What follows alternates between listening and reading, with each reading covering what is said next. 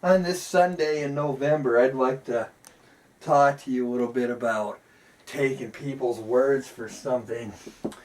You know, I was just watching an episode of Pawn Stars where some guy brought in a fork. Supposedly that burned a little bit on that Lindbergh blimp. I don't really know the whole story about it. They never taught us anything about the Lindbergh in history class in school, but so basically the guy just brings in this fork, and then they had that mark from the Clay County Museum looking at it, and he's like, well, I can't really say for sure that it came off the Lindbergh, but it's 80% there. So basically, do you take the guy's word for it?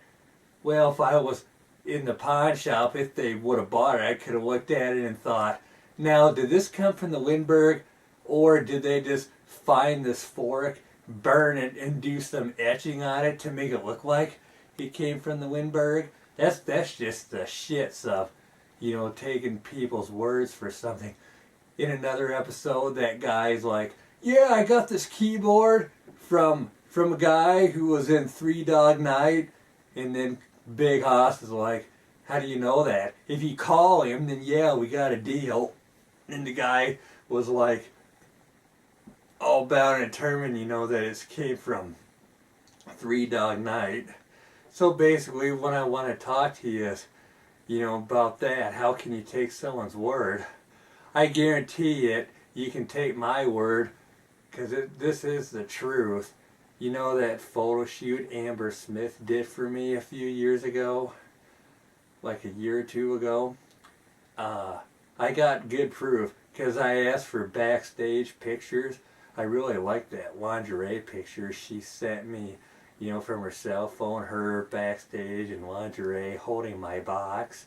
And as you can see on the slideshow, at the very end I got a picture of the box open, with the stuff that was inside of it, the custom uniform I had made, and the football that I bought and sent.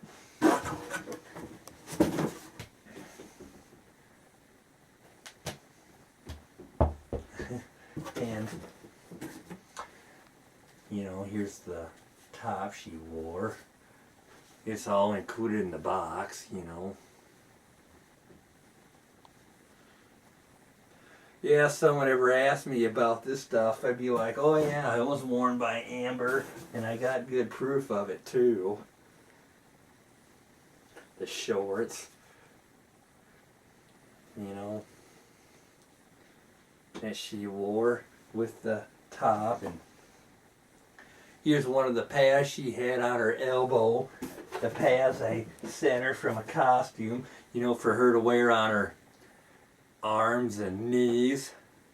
All four of them. And I even put a picture of it, one of these kind of pictures in one of my flyers so that you knew that it's the same stuff. It just got me thinking about how can you take someone's word without proof. You can't really do that because they don't have the actual paperwork.